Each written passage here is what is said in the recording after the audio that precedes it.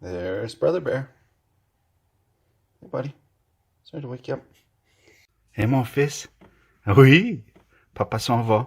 Seulement une semaine. I'll be back in a week, buddy. Je t'aime coucou, hein? Keep eating. Keep doing your tummy time exercises. You're doing great. You're a chunk off the old bohunk. Eh? Strong as an oxen. Smart like bowling ball. Je t'aime coucou, mon petit. Boop. Well, this is my first away mission since Brother Bear was born, and feeling a little bit conflicted, but keep smiling. The boss loves idiots. We're on the way to grin fuck the shit out of some turd sandwiches. Everybody's got a boss. I am no exception. See, we can't burn some company fuel here. Do-do-do.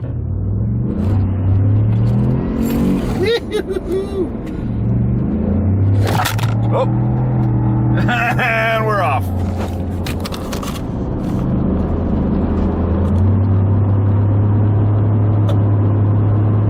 $120 along here, but in the wintertime, you gotta take her careful. This is the Coquihalla. This is a killer highway. As seen on TV. 335 clicks outside of the big smoke. What in the fuck? It's a Palo Alto unicorn. A Jeezeless fucking Tesla. He's a long way from home. I wonder how he's gonna get there to fucking charge it up, plug it in, I guess. And yes, I did buy old Muskie's boring machine. I can't get over that. There's a problem with those fucking things. No service, so there's no dealer network. It's out here in the outer rim, you know, in Vancouver, you'd probably be okay, but Jeezeless. I don't know, taking your life in your hands. So I did buy old Muskie's boring machine flamethrower, and he happened to throw in some cryptocurrency with that apparently, and it comes with its very own, oh, what's going on here? Wide load. Looks like some separator or something or other is going up to a big old mine. This is mining country. So yeah, that should be fun. We'll take that apart. Just looks like a Nerf gun to me, $500 Nerf gun, but anyway, should be good for roasting marshmallows and so forth. Oh, another one buys a duster. Having a piss. Speaking of cryptocurrency, and if you're not smoking what I'm rolling, you ain't catching what I'm putting down here. Sort of a ramble void of care video here. High Mountain Road, expect changes. I always do this on account of the committee in my head is much smarter than I am. And it makes the time go by right quick, fast, in a hurry. So I like to chat sort of to the camera, but then when I get around to editing it, it's so fucking onerous that I never put them up. But who knows? This one, it might make the cut. You never know. So, cryptocurrency. Yeah, about that. Sorry about the XRP there. It seems to have shit the bed. I told you about it at 140. It's now at $1.90, I believe. Ripple XRP. Bitcoin, same thing, just shit in the bed. Stellaris, shit in the bed. I don't think I told you about that. Monero, all of them. Shit in the fucking bed. So, good thing you didn't listen to me and actually put money in. But, I got in at 20 cents and I sold at $3. So I did really well on that, which is what I would say if I wasn't a fucking moron. No, I'm still holding. So I'm hoping to be 1,000 air out of the deal, but yeah, cryptocurrency. It's the fucking Wild West, man.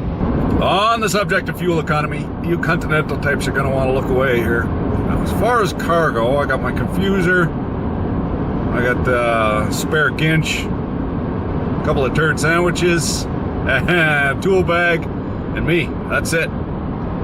Check out the fuel economy on this one. 15 liters per 100K. We're getting there. We're not quite, well, we're still in cowboy country. You see the arid conditions, tumbleweeds, and also Scotch pine or jack pine, some sort of pine. I'm gonna stop here, maybe get a gut bomb or something. Road food will kill you. There was a Mark Knopfler song about that one. Welcome to small town Canada. We got the Wally World over there. We got the Cambodian Tire and the Dollarama. Raunchy Ron's, of course. Petrocan, Pierre Elliott Trudeau ripping off Canada, and the Tom Hortons Timbits, bastion of false nationalism and saccharine sweet commercialism. I avoid that out of a misplaced sense of morality. But the old truck, she's a thirsty rig. So we're gonna get some fuel and then decide on what kind of cancerous schmoo we're gonna put in my mouth hole. There's very few options here. Mary Brown's chicken. Oh, this is, you get a kick out of this. A British Columbia institution, a restaurant called The White Spot. I kid you not. Sick! Oh, perfect. Receipt is unavailable. Accounting's gonna love that. See, I'm on to their Jeezeless filthy tricks. No receipt, so you gotta go in the store, and then they get you, because you do the old impulse buy. I'm on to their tricks. It doesn't mean I'm any smarter. I did buy a $5 bottle of fucking water. What do we got here? We got the Dairy Queen. We got the Mary Brown's. Mary Brown's have never been in there. Apparently it's like a poulet frit Kentucky. A little early in the day for full-on jammer. We get the Slubway, but it's kind of a I don't know. It's no better than just buying goat. Let's see. Now, comes down to parking. No fucking parking. I'm going through the drive-thru so I don't have to talk to anybody. Remember how I said it was too early in the day for a full-on jammer? Yeah, I lied. We're going for it. We're going in. Oh, fucking raunchy Ronnies. At least you know what you're getting. Chances are you won't get hepatitis. Or, oh yeah, Jeezeless trucks, too smart for its own good, telling me to get my strap on. It's okay, man. Chill out. Oh yeah, look at that. The old GMC. About 1980 vintage with the patented busted tailgate. I had one of those. That was a great fucking truck. Best thing is, of course, because it's a single cab, you get the three guys spread across there. One guy in the middle, he gets to do the old ski pole routine. That's called the skiing seat, for obvious reasons. Then when you go past the old curmudgeonly, hyper homophobic, I wonder what methinks the lady doth protest too much, Foreman, the guy in the passenger seat can bend down so can sort of hide out of sight, so you get a good laugh that way. No, it's the little things. I had that truck. That was a great truck, but the fucking tailgate falls off on her. So I was up in Fort Lier driving along that highway. I don't think it was still rock at that point, not even macadam. Might still be macadam to this day. Kind of late at night and might have been deathly hungover. A little green around the gills. Well, didn't the fucking tailgate pop right off of her? Tools and clothes and toothbrushes spread all over the highway from hell to breakfast. Of course, I didn't notice for about an hour, so had to double back. Luckily, not a stitch of traffic. Nothing got runned over. Hi there, may I take your order? I'd like a cheeseburger, small fries, and a Coke, please.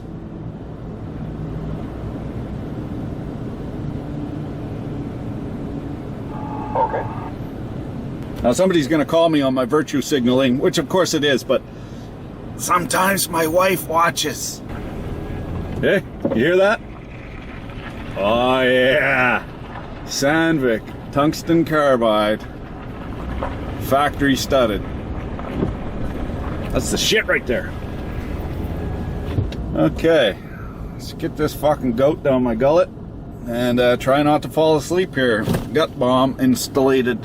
Old Tesla, pulling the tortoise and the hare routine. Almost had me beat. Had to stop for heavy fuel. This guy's just, he must be conserving battery power. I'm driving like a old Albertan.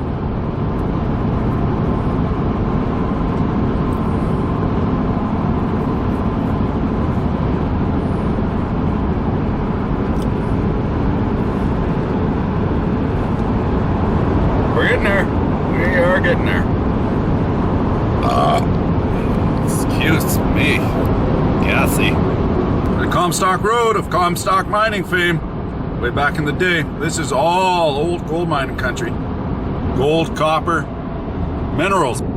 In tool news, Milwaukee Tool got a settlement from Snap-on for 38 or 28? $28 million for the invention of lithium-ion batteries. And I thought that was a pretty interesting patent lawsuit because fairly obvious to the most casual of observer, when a new technology comes along in batteries, it gets put into a tool. I mean, why wouldn't you? It's pretty, I don't know. I thought it was pretty cut and dry, and I thought it was quite funny that Milwaukee would actually deign to sue Snap-on for something as asinine as using battery-operated tools, especially lithium. So I sent that over to Leonard French, the internet's favorite copyright attorney, and I asked him to have a look at the legalities of that and the settlement and so forth, and he did that. And he also had a look at different battery stuff. So right in the middle is his considered discourse, we'll say. I wouldn't say considered opinion, but considered discourse on the case and why it was valid in the eyes of the law and so forth, and why the jury found that Snap-on had infringed on the patent. Holy fuck, I'm getting past. What the hell? That never happens. So check out Leonard French's take on it. One of the interesting takeaways that I had was that in a lot of cases I make a video which I think is kind of novel or marginally novel invention, and a lot of the commenters are like, no, it's obvious, it has to be non-obvious. Well, this shows me that if it hasn't been invented, if it hasn't been done, it's essentially non-obvious to someone who's in the field, who is well versed in the art. If you make something which has never been invented, even though it seems patently obvious to the most casual of observers, in court it will stand up that indeed it was not patently obvious to the most casual of observers. So that was an interesting takeaway for me. Thank you, Mr. French. Stop me if you heard this one. Jean-Guy and Gaetan, a couple of coureurs de bois. Back when Canada, prior to Canada being Canada, it was New France, I believe, and Upper Canada, something like that. So the French and the English kind of battled it out. And what the French would do would send scumbags instead of sending them to prison, much like Australians or whatever, or people getting sent to Tasmania, Van Diemen's Land. They send them here, and they would be coureurs de bois. So what that means is runner of the woods. They go in the woods and trade with the Huron and all the tribes in order to get pelts. They were searching for beaver pelts, much like French scumbags of today. Very little changes. So Jean-Guy and Gaetan, they're coureurs de bois. They get in their canoe and they start paddling one day. You know, they're in the middle of buttfuck nowhere. Nobody knows. They've never been this far. So that night, you know, as coureurs de bois are wont to do, have a little bit of wine. And unfortunately, Jean-Guy has a little bit too much wine. The next day he's rather hungover. Says to Gaetan, Gaetan, mon vieux, hey man, I'm too hungover, I have a headache, like you would not believe, I cannot work today. Jean-Guy says to him, hey mon frère, no problem man, I got this. Je vais aller parler aux Amérindiens, or Indiens, or whatever the fuck they call them now. So Jean-Guy or Gaetan, whichever one, I lost track, goes and talks to the Indians. To go trade for some beaver pelts, this, that, the other thing. Of course, beaver pelts would go back to England in order to make stovepipe hats. Those were all beaver felt hats. That's what made the fortune of Canada. That's what made Canada is a fashion item in the 1800s. It's incredible to think of that, but fashion is trends are a powerful thing. So, long story short, Gaetan comes back.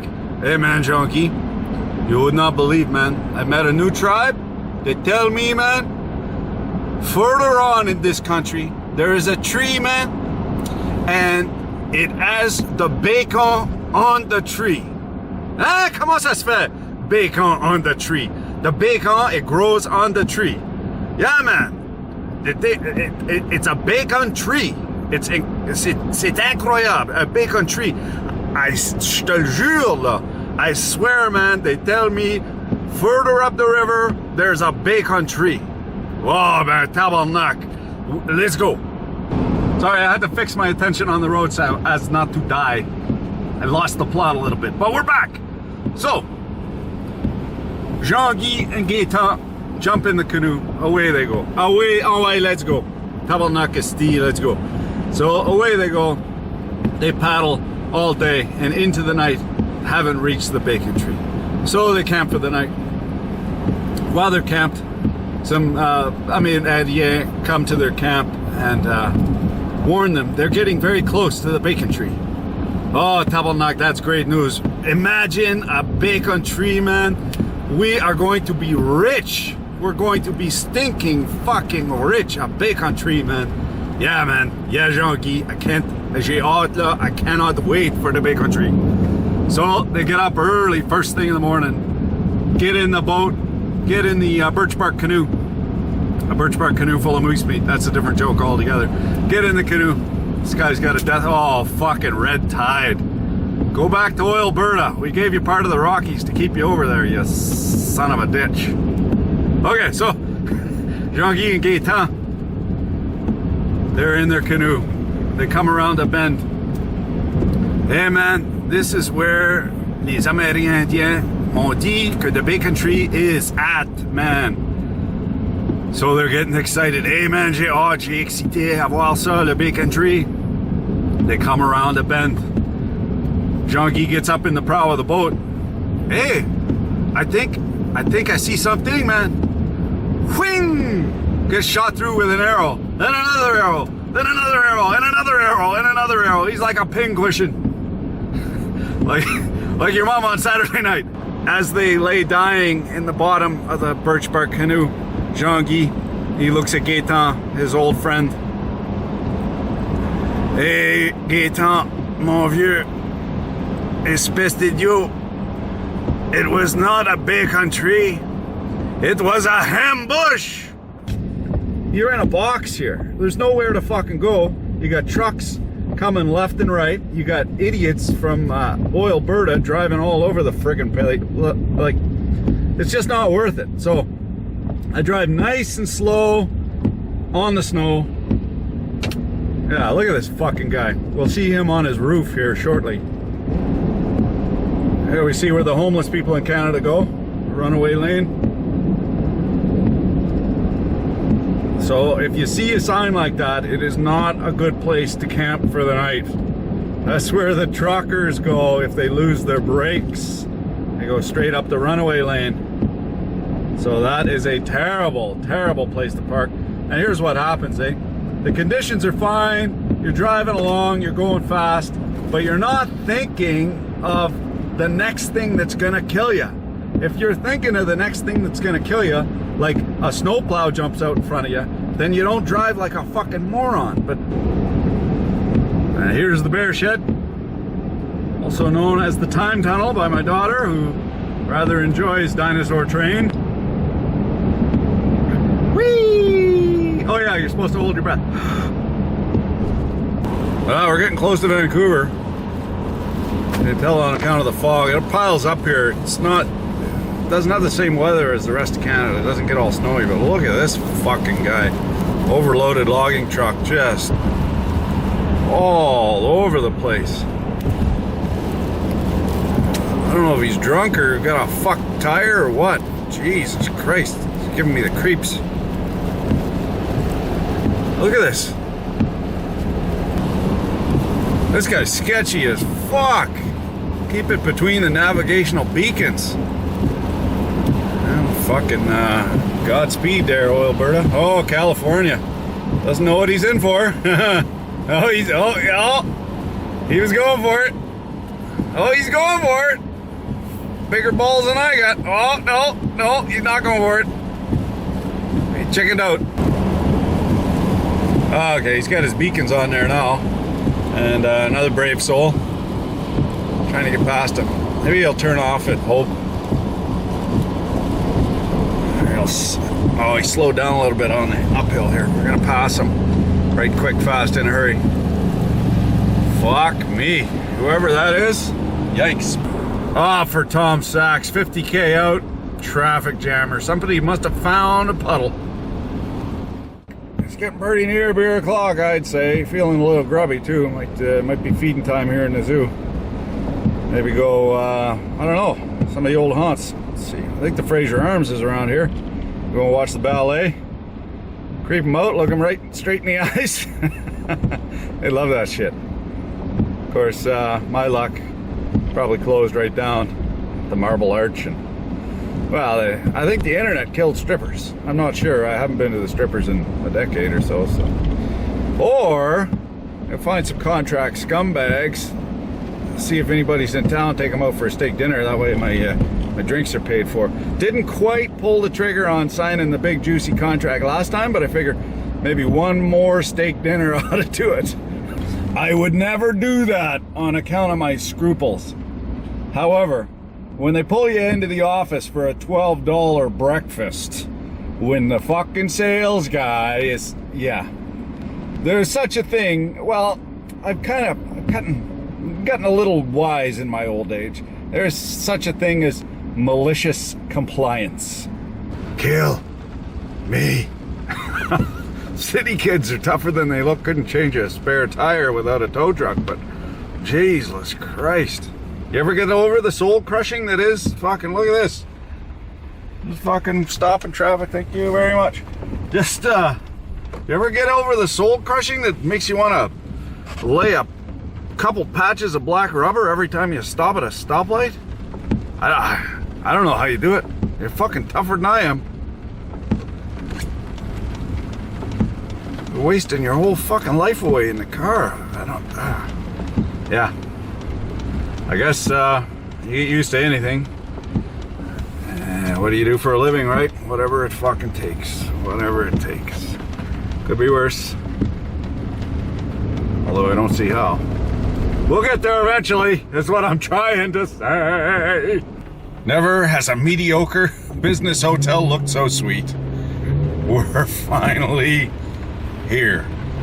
It just looks like the entrance. Holy fuck, this is gonna be tight. Oh, fuck. Ah. Built for fucking speed. What is that? Scrapey. When you're driving a truck, you gotta make sure the rear quarter doesn't get you. That's what noobs always scrape up the rear quarter. There we go, we're through. Home, sweat home. Ah, for fuck's sakes, these never fucking work. Let's have a look at this one. Oh, lovely blue light there. Ah. As long as there's no bugs, we're happy. Home, sweat home.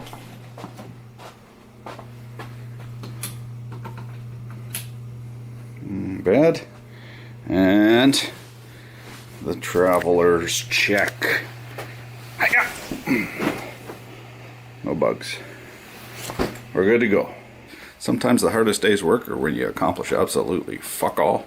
Well, I happen to have got my carcass here. Got a bit of the deli belly. Let's have a, yeah, wall. Yeah, some rumbly in the tumbly. So I think I'm just gonna do some paperwork, be a good lad, and turn in. Got an early start tomorrow. If I get some time at the end of the job, might hook up with a buddy and have some fun on the water. Till then, thanks for watching. Keep your dick in a vice.